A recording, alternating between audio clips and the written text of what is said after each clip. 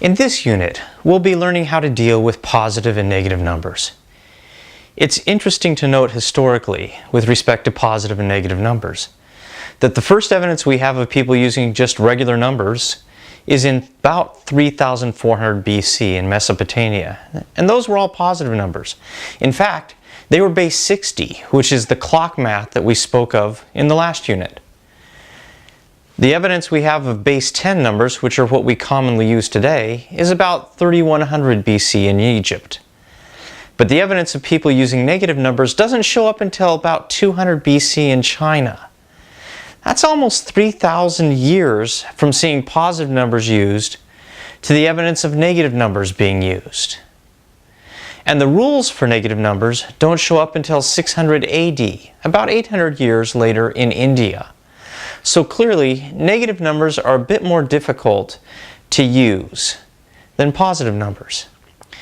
We're going to examine these rules and understand how to add, subtract, multiply, and divide both positive and negative numbers quickly and accurately. We're going to start by adding and subtracting positive and negative numbers.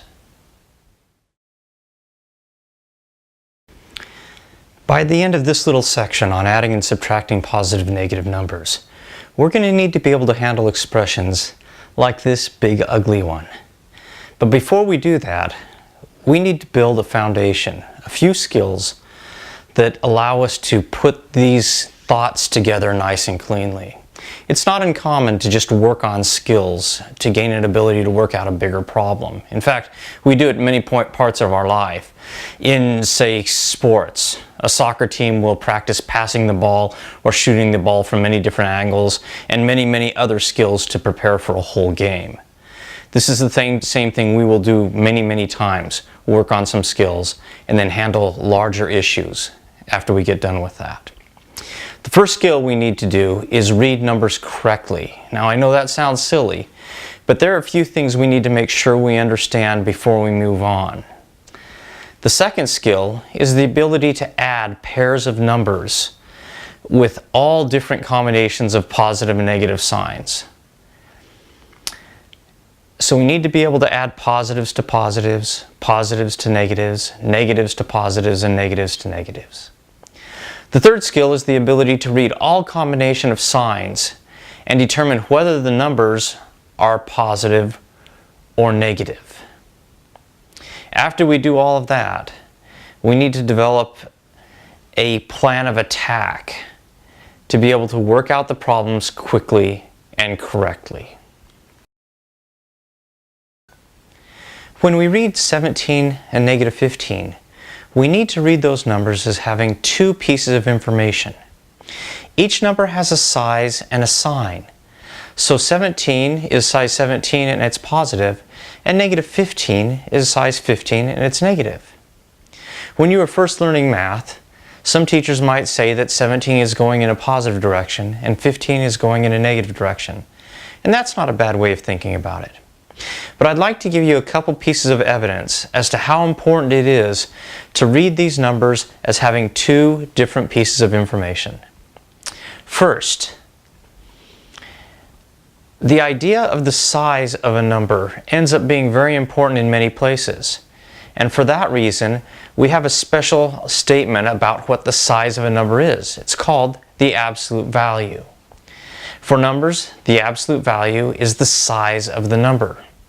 Some of you may or may not have seen the symbol, but this is what it looks like. And so the absolute value of 5 is 5, and the absolute value of negative 5 is also 5, because again, we're just asking for the size of the number. You even do this intuitively at times. For example, if you're in Oceanside, California, you're about 35 miles away from downtown San Diego. But would you say that if you're in San Diego, you're negative 35 miles away from Oceanside? No. The distance formula has an absolute value in it, and it just asks for the size of the number. Now here's our second example that shows why it's really important to read it as two separate pieces of information. Most of you have seen 5 squared, and know that that equals 5 times 5, which is 25. But what's negative 3 squared? Here, we have to read this as a negative and a 3. and the exponent only hits the first thing that it runs into as it moves down and to the left. So 3 is the only thing that the exponent hits. Therefore, negative 3 squared is a negative of 3 times 3, which is negative 9. If we want to square both pieces of information, then we need to put parentheses around them. The whole parentheses now is squared, and so it becomes negative 3 times negative 3, which is positive 9. So that's how we read simple numbers. We won't be using the squaring or the absolute value quite yet in the course, but both those topics we'll run into a little bit later and explain them in more depth. Right now, just read the size of a number and the sign of the number as you read numbers, and make sure that those are two separate thoughts and we don't weld them together.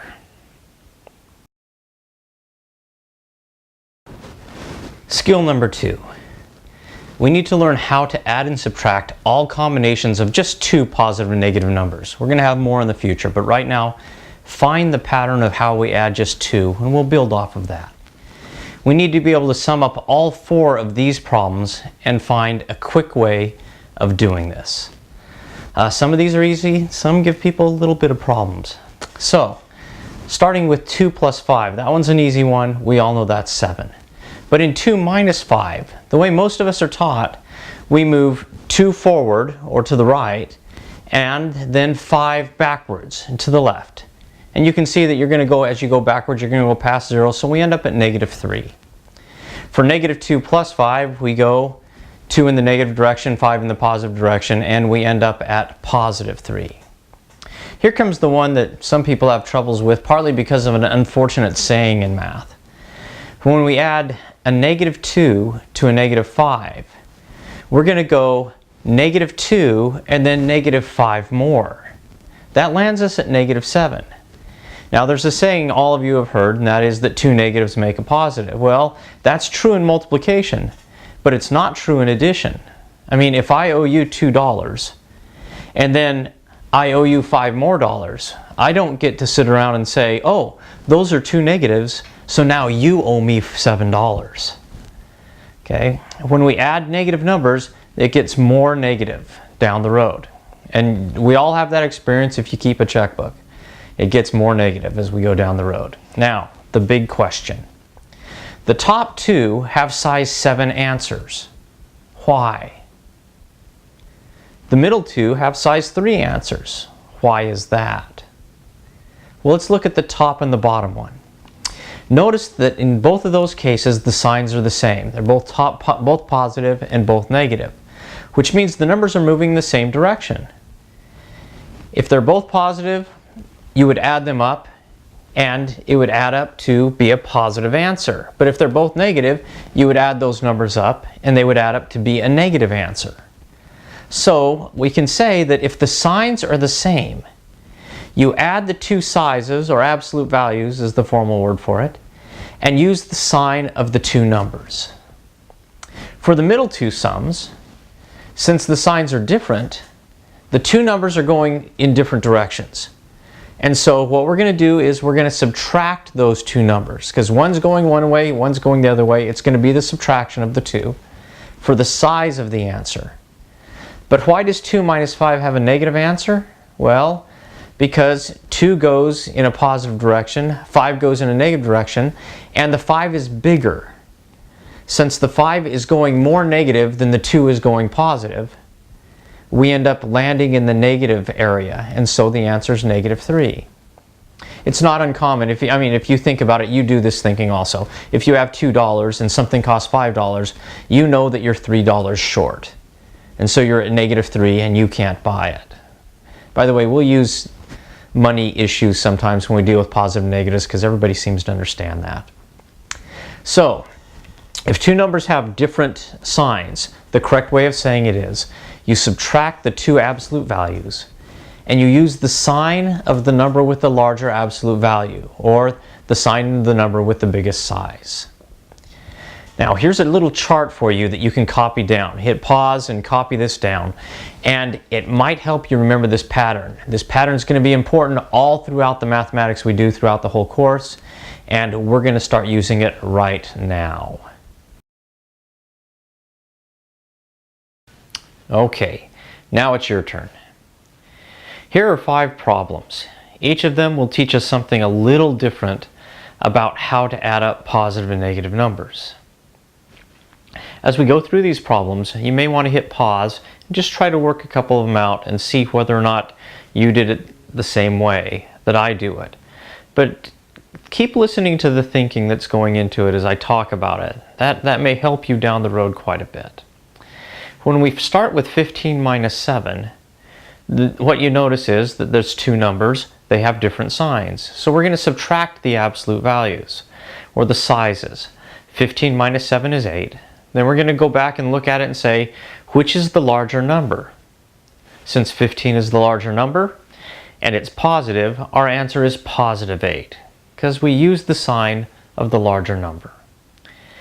Now, that's a little more thinking than many of you would do when you see 15 minus 7. But that thinking is going to pay off here very, very soon. Let's look at the second one. Negative 25 plus 13. Again, we notice that those 2 numbers are different signs. And so we're going to subtract the sizes. And I can subtract it in any order I want to. And because I like doing big numbers minus small numbers, I'm going to go 25 minus 13 is 12. And now I ask the question, which number is the largest? We need to use that sign. And so the larger number is the 25, it's a negative, so my answer is negative 12. Next, negative 12 minus 8. Well, those 2 numbers have the same sign. And so, according to the chart, we're going to add the 2 sizes and use the sign of the 2 numbers. So 12 plus 8 is 20. And since both numbers are negative, it's going to be a negative 20. Next, 4 plus 7 plus 6. Now this is a nice, easy one, and we can just add it up going left to right. 4 plus 7 is 11, 11 plus 6 is 17, and there's our answer. But if they have the same sign, you can actually add it in any order. It wouldn't be uncommon for somebody to look at those numbers and say, oh, 4 plus 6 makes 10, and 10 plus 7 is 17. There's nothing wrong with that as long as they have the same sign. Next, negative 2, minus 5, minus 3, minus 8. Again, all of them have the same sign. So we're just going to add them up. And again, we can add up negative 2 plus, we can add 2 plus 5 is 7, plus 3 is 10, plus 8 is 18. We can add them up in any order we want to. But once we get the 18, we need to use the sign of the numbers. And since they're all negative, so they're going negative and negative and negative and negative, that ends up being a negative 18.